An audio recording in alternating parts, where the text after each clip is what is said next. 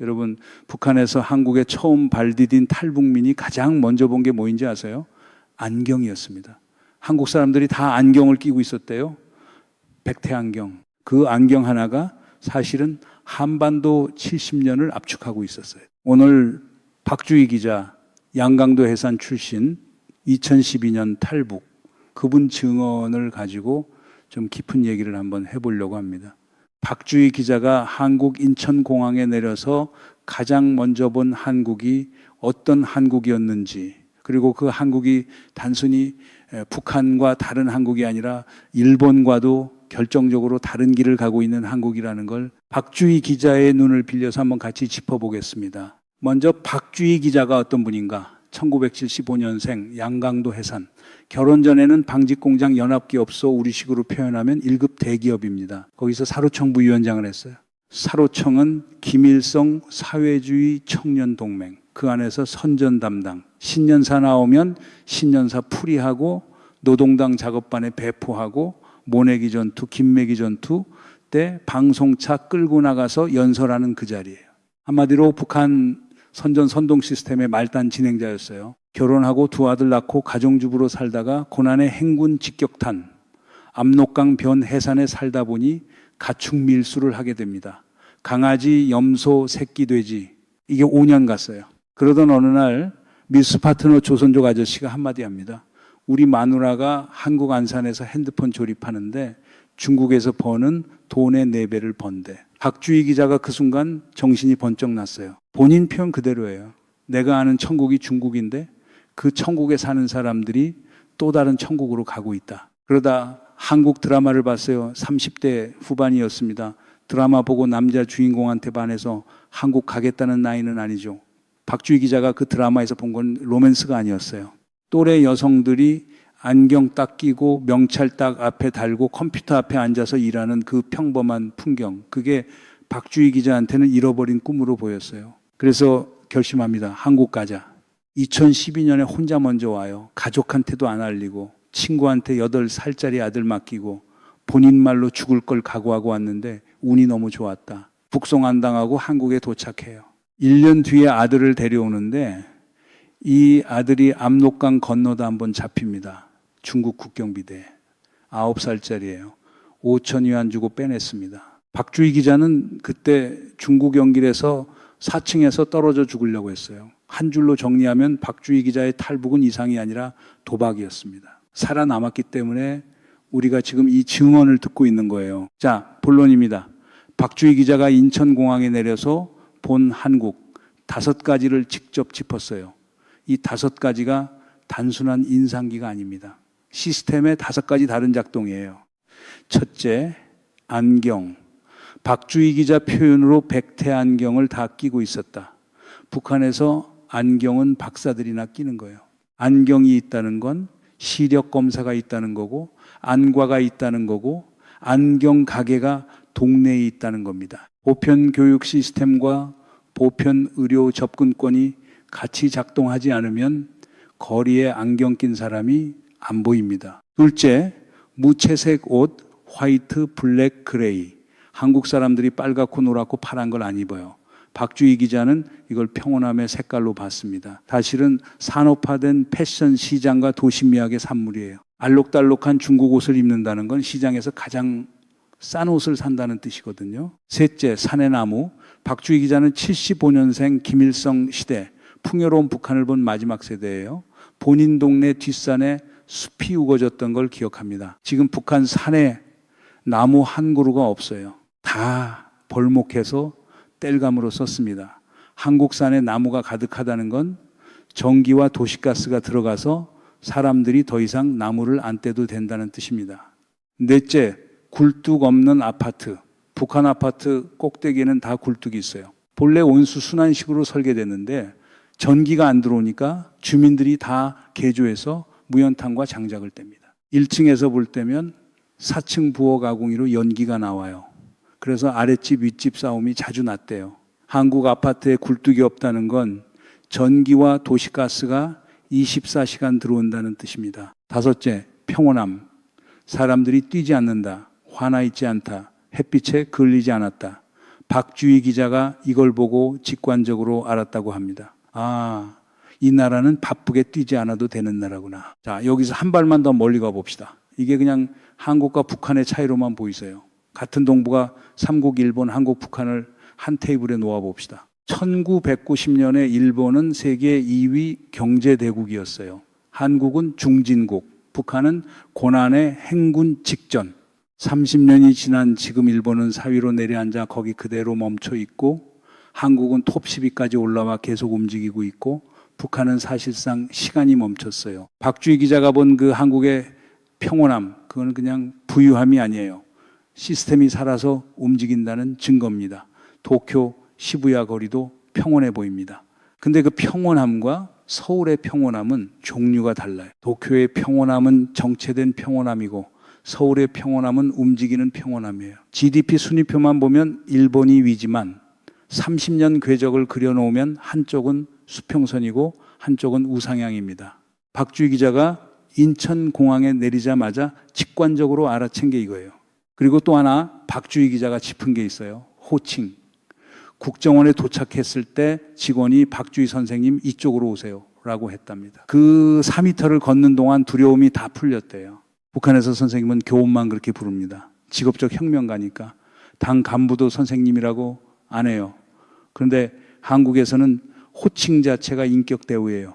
시스템이 사람을 어떻게 보느냐, 그 차이가 호칭한 단어에 다 들어 있습니다. 자, 이제 박주희 기자가 두고 온 북한 얘기로 들어가 봅시다. 박주희 기자가 압록강 옆에서 빨래를 했어요. 시신 옆에서요. 꽃제비들이 한 줄로 누워서 죽어갔습니다. 첫날 앉아있다가 다음날 누워있다가 다음날 죽어있어요. 도로보수대가 트럭의 시신을 한꺼번에 실어서 표백제 뿌리고 집단 매장했습니다. 730상무라고 시체 처리 전담반이 있었는데 사리원에서만 일주일에 200구를 처리했답니다. 여기서 박주희 기자가 던진 가장 무서운 한마디, 시스템을 믿은 사람이 굶어 죽고 시스템을 안 믿은 사람이 살아남았다. 고지식한 교사들 본인 표현으로 직업적 혁명가가 어떻게 제자한테 뇌물을 받겠냐, 이런 사람들, 이분들이 많이 굶어 죽었어요. 도당 지도원, 시당 지도원, 행정위원, 이런 중간 간부들도 체면 지키다 굶어 죽었습니다. 살아남은 사람들은 떼기밥 만들어 사유농사 짓고 작곡 비축하고 사재기하고 당이 하라면 알겠습니다 하고 뒤로 자기 살 길 찾은 사람들이에요. 이 한 줄을 정확히 새겨봅시다. 시스템에 충성한 사람이 죽었다는 건 그 시스템이 자기 충성을 보호해 줄 능력을 잃었다는 뜻이에요. 정상적인 국가라면 가장 정직한 사람이 가장 안전해야 합니다. 북한은 그 반대였어요. 그래서 살아남은 모든 북한 주민이 이중인격을 가지게 된 거예요. 당이 하라면 앞에서는 알겠습니다. 뒤에서는 자기 살 길. 박주희 기자가 정확하게 짚었습니다. 당을 믿어서 죽었기 때문에 당을 믿지 않는 게 내가 살 길이라고 생각한다. 이게 북한 사회 전체의 작동 원리가 됐어요. 이게 박주희 기자가 정리한 30년 노하우입니다. 김정은이 2021년에 제2의 미공급 시기를 선포했어요. 1995년 고난의 행군 때와 경제 상황이 비슷해요. 그런데 사람들이 그때처럼 안 굶어 죽습니다. 왜? 30년 동안 시스템 밖에서 살아남는 노하우를 축적했기 때문이에요. 세계 식량 농업 기구가 매년 북한 식량 부족분을 통계로 내는데 박주희 기자가 그게 정확하지 않다고 말합니다. 협동 농장만 잡히고 개인 떼기밭은 안 잡혀요.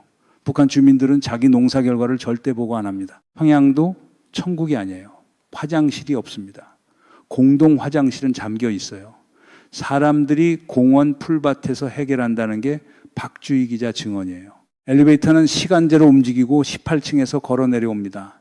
창문이 인터폰이에요. 밑에서 소리치면 창문으로 물건을 떨굽니다. 평양에 신식 아파트 짓는데 돈 있는 사람들은 발전기를 따로 사서 자기네 엘리베이터를 돌려요. 자, 여기서 두 번째로 한 발 멀리 갑시다. 북한 시스템이 무너졌다고 할 때 진짜 무너진 게 뭡니까? 배급이요. 식량이요. 그건 결과예요. 진짜 무너진 건 책임성입니다. 평양에 화장실 없는 도시를 70년 그대로 두고 엘리베이터 멈춰서 18층에서 걸어 내려와도 누구 하나 책임지지 않아요. 시스템이 자기를 교정하지 못합니다. 일본도 비슷한 함정에 빠진 적이 있어요. 강도는 비교가 안 되게 약하지만 패턴은 같습니다. 아베 전 총리 사건 이후 자민당과 통일교의 유착이 드러났어요. 비자금 스캔들도 터졌습니다. 그래서 뭐가 바뀌었습니까? 자민당은 그대로 집권하고 있어요. 시스템이 스캔들을 흡수만 하고 교정하지 못합니다. 일본어에 미테미누후리라는 말이 있어요. 보고도 안 본 척한다는 뜻입니다. 일본식 통치 문법의 핵심이에요. 한국은 다릅니다. 한국은 헌법 절차가 작동했고 시민이 움직였고 시스템이 반응한 역사가 있어요. 박주희 기자가 한국에서 본 그 평온함의 진짜 근원은 여기 있어요.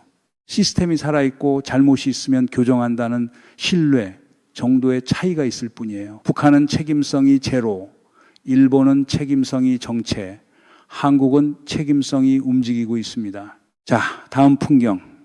한류가 북한에 들어간 얘기. 이게 정말 흥미롭습니다. 박주희 기자 집에 삼성 냉장고가 있었어요. 북한에서요. 중국을 통해서 불법으로 들어왔습니다. 그래서 삼성 로고를 세제로 지웠어요. 단속 걸리니까.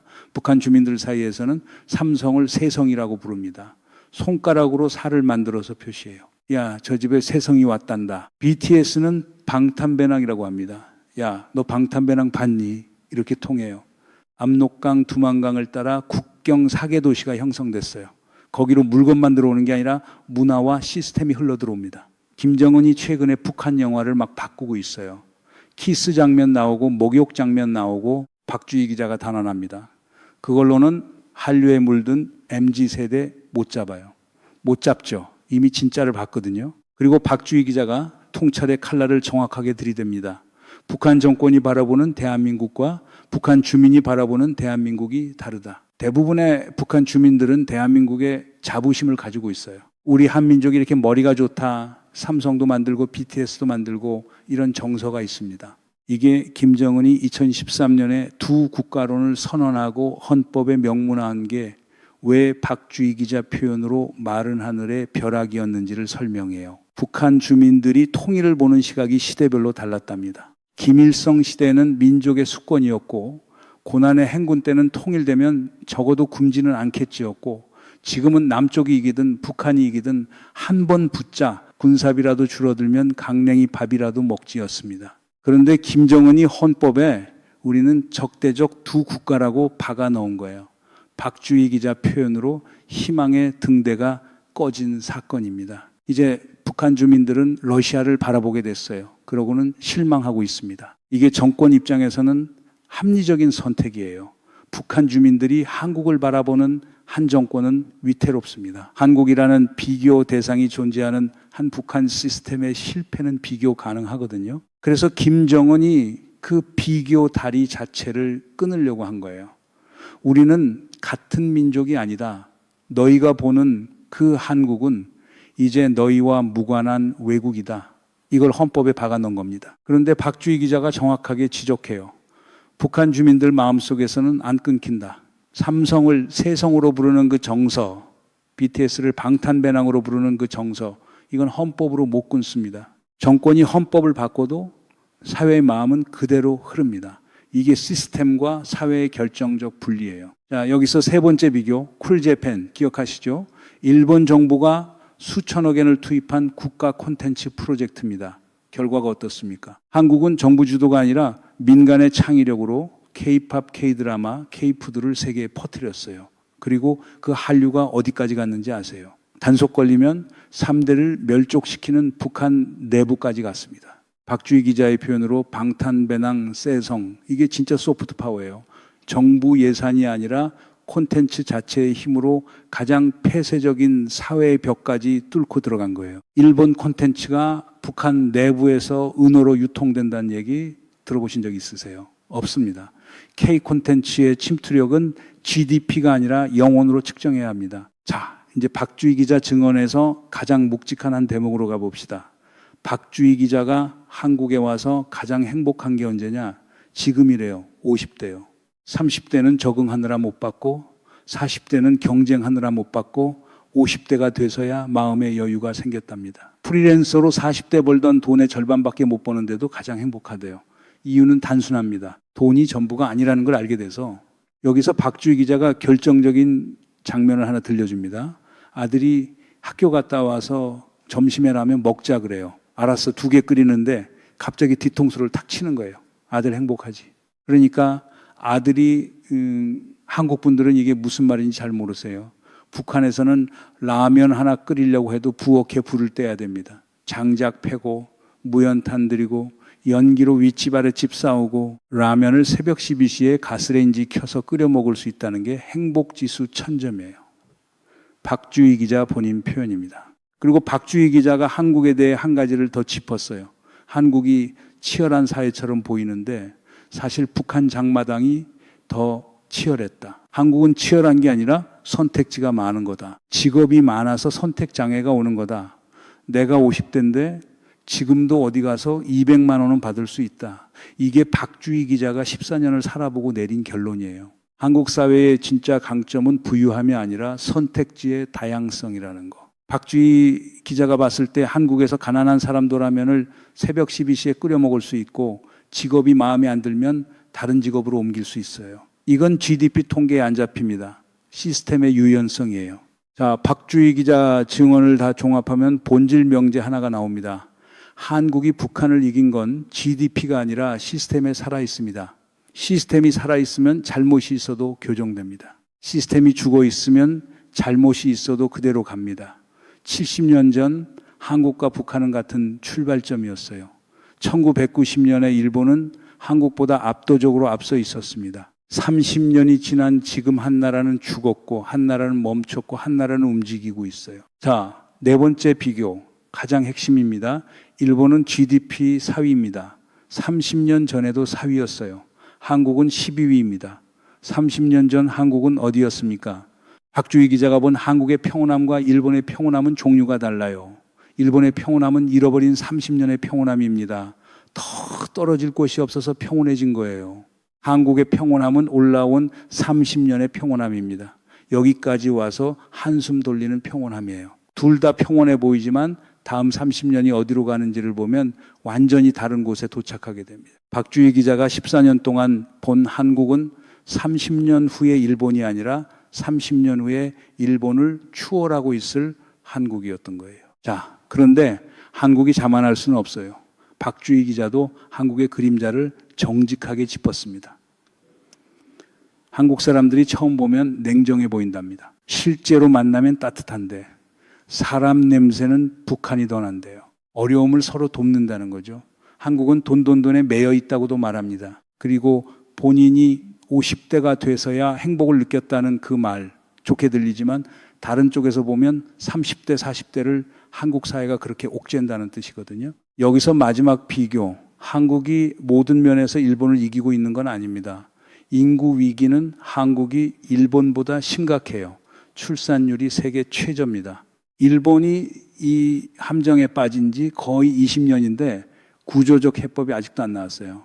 일본은 지금 쇠퇴를 관리하고 있습니다. 박주희 기자가 한국에서 가장 행복한 게 50대가 돼서라는 말은 위험 신호예요. 한국 30대, 40대가 결혼을 미루고 출산을 미루는 패턴이 정확히 30년 전 일본 패턴입니다. 일본은 잃어버린 30년이라는 말 그대로 그 패턴을 보고도 못 본 척했어요.